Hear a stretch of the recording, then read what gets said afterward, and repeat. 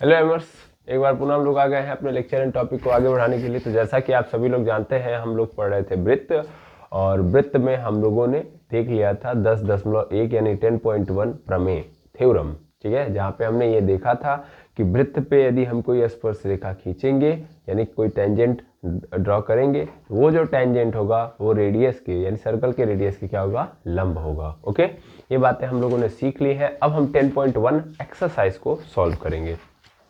तो चलिए देखिएगा एक्सरसाइज 10.1, ठीक है। अब ये छोटको सा एक्सरसाइज है, इसको हम 5 मिनट के अंदर निपटा लेंगे। सबसे पहले लिखा है कि एक वृत्त की कितनी स्पर्श रेखाएं हो सकती हैं, ठीक है ना। कि भैया एक सर्कल है, ये रहा एक सर्कल, और इस सर्कल के ऊपर अगर हम टेंजेंट ड्रॉ करना चाहे तो कितना ड्रॉ कर सकते हैं। तो टेंजेंट मतलब क्या होता है, टेंजेंट यानी स्पर्श रेखा मतलब क्या, नाम में ही लिखा गया है, नाम में ही क्या है कि भैया स्पर्श करने वाली रेखा जो सिर्फ छुए, है ना। अब मान लो मैं अगर ड्रॉ कर रहा हूं, सपोज कर लो ये पॉइंट है, इस पॉइंट से मैंने एक ड्रॉ कर दिया ऐसे, तो ये एक स्पर्श रेखा मिली। फिर ऐसे यहाँ पे ड्रॉ करो तो यहाँ पे कितनी मिल गई, दूसरी, फिर यहाँ पे तीसरी, फिर यहाँ पे चौथी। अच्छा, ऐसे मैं कितना कर सकता हूँ, 5वीं, 6ठी, 7वीं, 8वीं, 9वीं, 10वीं, ऐसे मैं कितनी बना सकता हूँ, अनगिनत, हाँ या ना। तो एक वृत्त के ऊपर अगर मैं स्पर्श रेखाएं खींचूं तो कितनी रेखाएं खींची जा सकती हैं, अनगिनत स्पर्श रेखाएं हम खींच सकते हैं, यस और नो। तो पहले का आंसर क्या होगा, पहले का आंसर यानी उत्तर जो होगा वो होगा अनंत। क्या होगा, अनंत यानी इनफाइनाइट। समझ में आया कि नहीं आया, ठीक। अब सेकंड नंबर पे बोला है कि फिलिंग द ब्लैंक्स, रिक्त स्थानों की क्या करनी है, पूर्ति करनी है। तो रिक्त स्थानों की पूर्ति करने के लिए सबसे पहले उसने क्या बोला है, सबसे दूसरे का पहला लाइन देखेंगे ध्यान से तो अपने आप समझ में आ जाएगा कि किसी वृत्त की स्पर्श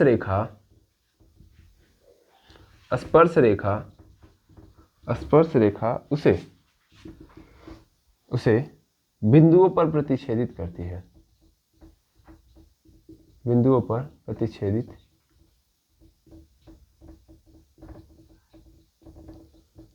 ये हिंदी वालों के लिए एकदम बेस्ट है कि किसी वृत्त की स्पर्श रेखा उसे बिंदुओं पर प्रतिच्छेदित करती है। तो किसी वृत्त की स्पर्श रेखा उसे कितने बिंदुओं पर प्रतिच्छेदित कर सकती है, प्रतिच्छेदित मतलब कट करना। तो भाई ये बताओ किसी वृत्त की स्पर्श रेखा कितने बिंदुओं पर प्रतिच्छेदित करती है, सिर्फ और सिर्फ एक, हाँ या ना। 2 बिंदुओं पर प्रतिच्छेदित करती है नहीं, सिर्फ और सिर्फ उसके एक बिंदु। स्पर्श रेखा क्या, स्पर्श मतलब स्पर्श रेखा था यहाँ पे, स्पर्श मतलब स्पर्श रेखा मतलब जो सिर्फ और सिर्फ एक पॉइंट पर, एक बिंदु पर क्या करे, एक बिंदु पर स्पर्श करे, है ना। एक बिंदु पर स्पर्श, स्पर्श मतलब समझ रहा है ना, टच करे, क्या करे, टच। तो भैया ये बताइए कि स्पर्श रेखा जब जाएगी तो ये स्पर्श रेखा वृत्त के कितने बिंदुओं पर टच करेगी, एक बिंदु पर। यह बिंदु लिखने की जरूरत है ही नहीं। सेकेंड नंबर पे आए, सेकेंड नंबर पे है कि वृत्त की 2 बिंदुओं पर प्रतिच्छेदित करने वाली रेखा को क्या कहते हैं बताइए। अगर मान लीजिए कोई वृत्त है और वृत्त की 2 बिंदुओं पर, वृत्त को 2 बिंदुओं पर प्रतिच्छेदित करने वाली रेखा क्या कहलाती है, प्रतिच्छेदित करने वाली रेखा क्या कहलाती है, छेदक रेखा कहलाती है। क्या कहलाती है, छेदक रेखा। इंग्लिश में इसको क्या बोलते हैं, सीकेंट लाइन। सीकेंट बोल दोगे तो भी काम चल जाएगा। क्या कहते हैं, छेदक रेखा कहते हैं। वृत्त को जो 2 बिंदुओं पर कौन कट करता है, मान लीजिए वृत्त है तो इस वृत्त को ऐसे 2 बिंदुओं पर, देखिए एक बिंदु यहाँ, एक बिंदु यहाँ पे, इसी तरीके से टच किया जाएगा तो ये कौन सी रेखा कहलाती है, इसी को हम क्या बोलते हैं, सीकेंट बोलते हैं, यानी छेदक रेखा बोलते हैं। क्लियर है। Second point. थर्ड वाले पे आइए, थर्ड वाला क्या लिखा है कि एक वृत्त की फिलिंग द ब्लैंक्स डैश समांतर स्पर्श रेखाएं हो सकती हैं, समांतर स्पर्श रेखाएं हो सकती हैं, ये क्या बोल रहा है, ये बोल रहा है कि एक वृत्त की, यहाँ पे नंबर कोई डालना है और लिखा है समांतर स्पर्श रेखाएं हो सकती है। मतलब कि कोई वृत्त है, ध्यान देंगे क्या है, कोई वृत्त है मैं इसको ऊपर से हटा रहा हूँ, ठीक है, यहाँ से समझिएगा। एक वृत्त बना लीजिए, ओहो नल, यहाँ देखेंगे, मान लीजिए कोई वृत्त है और इस पे मैंने एक स्पर्श रेखा ड्रॉ की, ठीक है ना, ऐसे मान लीजिए कि यहाँ पे स्पर्श रेखा है, ठीक है ना, तो ये स्पर्श रेखा है, तो एक स्पर्श रेखा है और इस स्पर्श रेखा के समांतर अगर मैं सॉरी या सीधा सीधा बोलो, ये स्पर्श रेखा है या इस टेंजेंट के अगर मैं समांतर यानी पैरेलल कोई और स्पर्श रेखा खींचूं तो कितने ऐसे हो सकते हैं कि जो पैरेलल होंगी। मान लीजिए ये है एक और ये है दूसरा, है ना, ये दोनों आपस में पैरेलल है कि नहीं है, देखिए पैरेलल है। अच्छा, क्या मैं अब तीसरा भी खींच सकता हूं? मतलब एक वृत्त पे मैं कितनी स्पर्श रेखाएं समांतर वाली खींच सकता हूं? तो सर पहले एक खींच लिया और इसके जस्ट पैरेलल बनाऊंगा तो दूसरी बस बनेगी, तीसरी कोई बन सकती है क्या? तीसरी बिल्कुल नहीं बनेगी। तो एक वृत्त के अंदर एक स्पर्श रेखा सॉरी कितनी स्पर्श रेखाएं हो सकती हैं? कितनी समांतर स्पर्श रेखाएं हो सकती हैं? कितनी स्पर्श रेखाएं हो सकती है? अनंत। लेकिन समांतर कितनी होगी? केवल और केवल दो। समझ में आई ना बात कि एक वृत्त की दो समांतर स्पर्श रेखाएं हो सकती हैं, तीसरी नहीं होगी। तीसरी होने के कई चांसेस हैं। तीसरा अगर मान लो समांतर बना है तो ये कौन सी रेखा हो गई? ये तो छेदक रेखा हो गई, सेकेंड हो गई ना। तो स्पर्श रेखाएं केवल और केवल दो ही समांतर हो सकती है एक वृत्त पे। ओके, फिर अब चौथा दे दिया गया है हमको, वृत्त तथा उसकी स्पर्श रेखाओं के उभयनिष्ठ बिंदु को क्या कहते हैं? वृत्त तथा उसकी स्पर्श रेखा के उभयनिष्ठ बिंदु को क्या कहते हैं? क्या कहते हैं? स्पर्श बिंदु बोलते हैं। क्या बोलते हैं? स्पर्श बिंदु। मान लो ये क्या है, ये ध्यान से समझेंगे, ये कौन सी लाइन है? ये स्पर्श रेखा है। कौन सी रेखा है? स्पर्श रेखा, टेंजेंट लाइन है। ये इस वृत्त को इस बिंदु पर क्या कर रही है? टच कर रही है ना। तो यही तो इस वृत्त का भी बिंदु है और यही इस टेंजेंट वाला भी का भी बिंदु है। इन टेंजेंट रेखा द्वारा जिस बिंदु पर इसको टच किया जा रहा है वो यही बिंदु है और वृत्त का भी ये क्या है? एक बिंदु है। तो इस बिंदु को क्या नाम दिया जाता है? स्पर्श बिंदु। क्या बोलते हैं इसको? स्पर्श बिंदु, ठीक है ना। तो वह बिंदु जिस पे स्पर्श रेखा वृत्त के सॉरी ऐसे बोलो, वृत्त का वह बिंदु जिस पे स्पर्श रेखा क्या करती है? टच करती है, ठीक है ना, उसे हम स्पर्श बिंदु कहते हैं, यानी टेंजेंट पॉइंट बोलते हैं। क्या बोलते हैं? Tangent point. और यही बात यहाँ पे बोली गई है ना।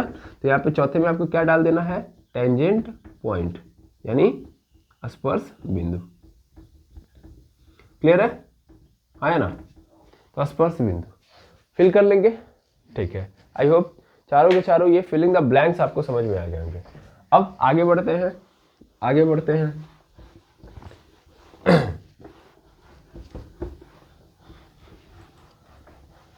अब आगे हम क्या देखेंगे? आगे हम नेक्स्ट क्वेश्चन देखेंगे। बोला ना बहुत छोटा सा एक्सरसाइज है, तो बड़े आराम से आप काम करेंगे तो भी हो जाएगा।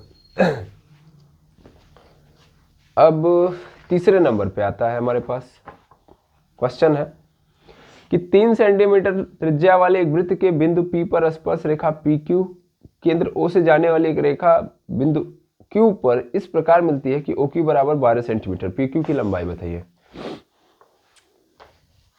ध्यान से देखिएगा, एक वृत्त है, ठीक है ना, ये एक वृत्त है, ये एक वृत्त का क्या मान लीजिए केंद्र है और जाहिर सी बात है यहाँ पे त्रिज्या दी ही गई होगी, यहाँ पे दी भी गई है। कितनी दी गई है? 5 सेंटीमीटर, ठीक है ना, 5 सेंटीमीटर है और ये किस पॉइंट पे आके मिल रही है? P। केंद्र को क्या मान लिया गया है? O, ठीक है ना।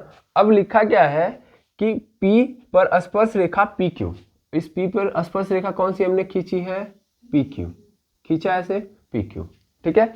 और फिर मैं जब O से Q को मिला दे रहा हूं, P से एक स्पर्श रेखा ऐसे ड्रॉ की है, समझ में आ रहा है ना, एक स्पर्श रेखा ऐसे जा रही है, तो स्पर्श रेखा को सिर्फ और सिर्फ डायरेक्ट क्या नाम दे दिया गया है? PQ, ठीक है ना। समझ में आ रहा है? PQ। अब हो क्या रहा है? ध्यान से देखना, O से जब मैं Q को मिला रहा हूं तो कितना सेंटीमीटर आ रहा है? 12 सेंटीमीटर। तो क्वेश्चन वाला हमसे क्या पूछ रहा है? P से लेके Q बता दो। ये मैं मिटा दूं? बिल्कुल। 4 ऑप्शन दे दिया। 4 ऑप्शन कौन कौन सा है? A है हमारे पास 12 सेंटीमीटर, B जो है हमारे पास 13 सेंटीमीटर है, C जो हमारे पास है 8.5 सेंटीमीटर और D जो हमारे पास है वो अंडर रूट में 119 सेंटीमीटर, ठीक है। अब ध्यान से समझिएगा और देखिएगा, क्या ये क्वेश्चन आसान है? बहुत आसान है, ध्यान से समझिए। तो हमने अभी सीखा है कि कभी भी एक स्पर्श रेखा जब एक वृत्त के बिंदु को टच करती है तो उस कंडीशन में वो रेडियस की क्या हो जाती है, परपेंडिकुलर यानी लंबवत हो जाती है। तो यहाँ पे कितने डिग्री का कोण बनेगा, 90 डिग्री का। और अगर यहाँ पे 90 डिग्री का कोण बनेगा तो इसके सामने वाला हाइपोटेनस कहलाएगा, क्योंकि ये एक त्रिभुज है। और कैसा त्रिभुज है, समकोण त्रिभुज, राइट एंगल ट्राइंगल है। राइट एंगल ट्राइंगल में राइट एंगल के सामने वाली जो साइड होती है उसको हाइपोटेनस यानी हिंदी में बोलते हैं कर्ण, और नीचे वाले को हम क्या बोलते हैं, आधार। आधार यानी बेस, और इसको क्या बोलते हैं, लंब। इसको क्या बोलते हैं, लंब यानी परपेंडिकुलर। और अगर इस तरीके से हमारे सामने समकोण त्रिभुज आ जाएगा तो पाइथागोरस चाचा आएंगे और वो कहते हैं कि अगर तुमको त्रिभुज की मतलब समकोण त्रिभुज के दो भुजाओं का मान पता है, राइट एंगल ट्राइंगल के दो साइड्स आपको पता है, तो तीसरा मेरे द्वारा निकाल लो, ठीक है ना। तो यहाँ पे क्या लगाना है, क्या लगा देना है, पाइथागोरस प्रमेय, क्योंकि दो साइड पता है, तीसरा ही तो पता करना है। तो ट्राइंगल में जब भी हमको क्या पता हो, दो साइड पता हो, तीसरा बताना हो, तो क्या लगाते हैं, पाइथागोरस प्रमेय, ठीक है ना। तो लिखोगे पाइथागोरस प्रमेय द्वारा, है ना, पाइथागोरस प्रमेय द्वारा लगा दो। क्या होता है पाइथागोरस का प्रमेय, हाइपोटेनस का square plus is equal to perpendicular का स्क्वायर प्लस बेस का स्क्वायर। हाइपोटेनस क्या है, 12, तो 12 का square is equal to perpendicular, perpendicular क्या है, तो सर पता करना है ना, नहीं सर परपेंडिकुलर दिया है, परपेंडिकुलर क्या है। अच्छा एक काम करो, पहले ऐसे मत लिखो, हाइपोटेनस कौन है, ओ से लेके क्यू, तो ओ से लेके क्यू का स्क्वायर, परपेंडिकुलर क्या है, ओ से लेके पी का स्क्वायर, और फिर बेस क्या है, बेस है पी से लेके क्यू, तो पी से लेके क्यू का स्क्वायर।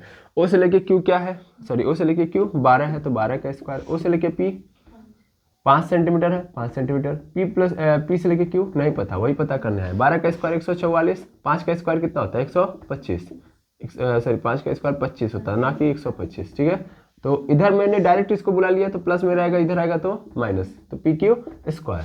यहाँ पे क्या हो जाएगा, पी क्यू ऐसे ही रहेगा, ध्यान से देखेंगे तो 144 में से 25 घटा दोगे क्या आ जाएगा, 119 आएगा कि नहीं आएगा। अब ये स्क्वायर में इसको हटा दो, कर्णी में चढ़ जाए, कर्णी उसके ऊपर चढ़ जाएगी तो 119, और किस में आएगा, सेंटीमीटर, क्योंकि बाकी सब किस में थे, सेंटीमीटर, तो इसमें ये भी किस में आएगा, सेंटीमीटर। तो पी से लेके क्यू की लंबाई क्या मिल गई, 119 सेंटीमीटर, और चौथा वाला ऑप्शन करेक्ट है ना। ये कौन सा प्रश्न था, एक्सरसाइज 10.1 का तीसरा प्रश्न। अब इसी तरीके से हम चौथा वाला देख लें, है ना। चलिए इसको भी आपने नोट डाउन कर लिया होगा। अब हम चौथा देख लेते हैं, उसके बाद ये एक्सरसाइज यहीं पे खत्म।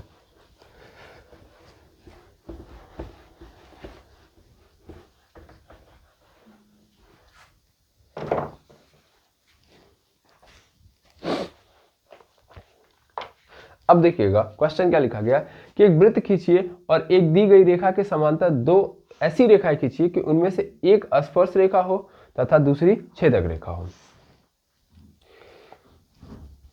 मान लीजिए क्या बोला जा रहा है, बोला ये जा रहा है कि एक वृत्त खींचना है, बहुत आसान है। देखो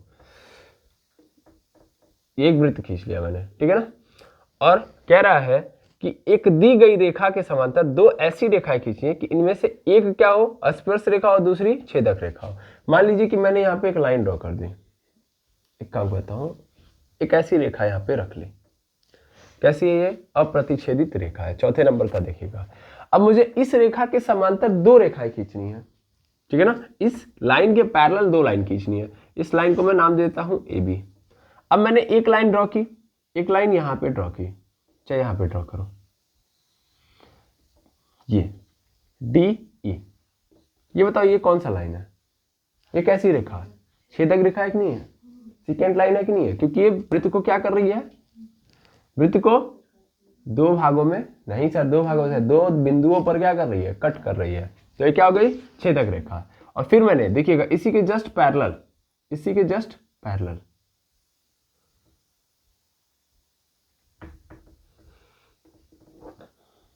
इसी के जस्ट पैरेलल देखिएगा यहाँ पे एक और लाइन ड्रॉ कर दी। अब देखिए ये, इसको मैं क्या नाम दे देता हूं, एफ जी। और ये कौन सी लाइन है, टेंजेंट, है ना, स्पर्श रेखा है कि नहीं है। तो देखिए मैंने क्या कर दिया, सिंपली ड्रॉ कर दिया, ठीक है ना। देखो मैं ज़्यादा यहाँ पे तामझाम नहीं बताऊंगा, सिर्फ और सिर्फ मैं इतना बताऊंगा कि देखो करना क्या है। सिर्फ एक रेखा रखी, इसके रेखा के पैरेलल या समांतर का मतलब क्या होता है कि अगर मैं इसको आगे बढ़ाऊं तो आगे नहीं मिलनी चाहिए। क्या यहाँ से आगे मिलती हुई नजर आ रही है, नहीं, तो बस यही समझना है आपको। क्या करना है, स्केल से इन सबको ड्रॉ करना है, एंगल बराबर लेने हैं ताकि सच्चाई में आगे ना मिले, ठीक है ना, थोड़ा सा भी एंगल इधर उधर नहीं होना चाहिए। आई होप समझ में आ गया होगा। तो ये क्या है, ये है छेदक रेखा यानी सीकेंट, और ये क्या है, स्पर्श रेखा, है ना, यानी टेंजेंट। टेंजेंट टेंजेंट और ध्यान से देखेंगे आप तो ये क्या है, सिंपली एक रेखा है, लाइन है ना। अब यहाँ पे देखेंगे तो ए बी जो है वो पैरेलल है ईडी के, एंड ईडी जो है पैरेलल है एफ जी के, है ना।